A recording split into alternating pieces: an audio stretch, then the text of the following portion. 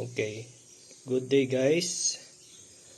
We will replace the brake light or the stop light for the Chery Tiggo 2.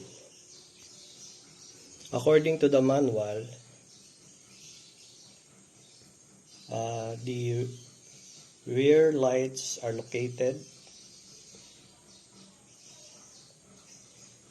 on the rear, which includes the backup light, the rear turn signal light, and the stop light into one assembly.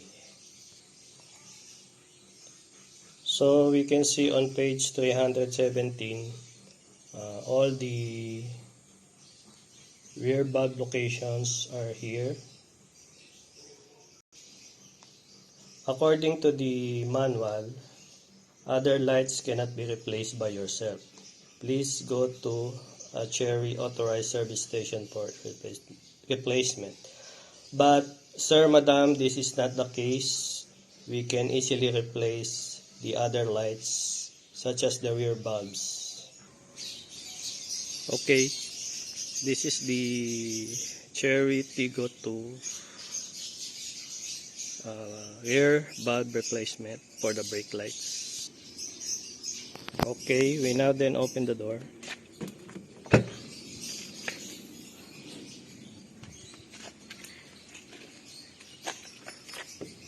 We can see 1, 2, 3 screw that is holding the rear light assembly, and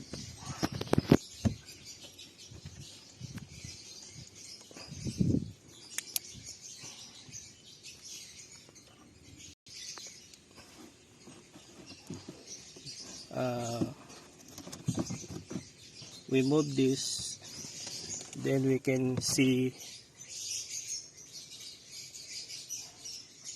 nut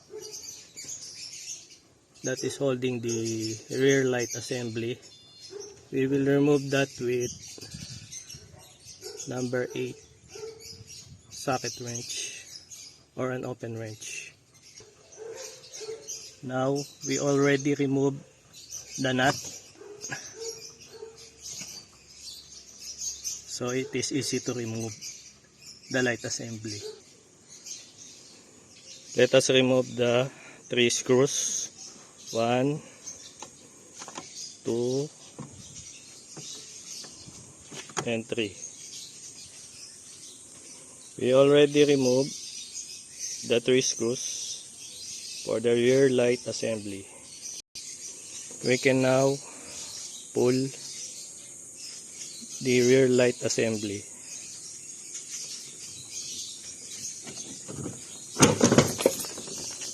Okay, now we already pull. We can now locate the brake light or the stop light. We twist counterclockwise.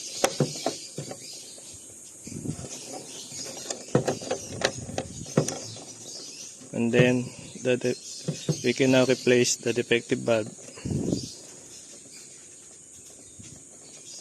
twisting it counterclockwise. We can now insert the new bulb. Insert the new bulb clockwise, and it's okay. Insert back light bulb into the housing by turning it clockwise. Then we're good. Then we just need to reinsert the assembly back. Push.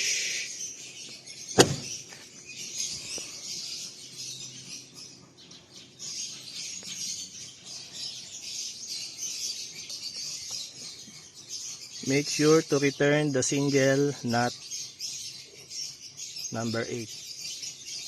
Then we are good to go. We just need to use a number 8 open wrench or socket wrench. You turn back the screw.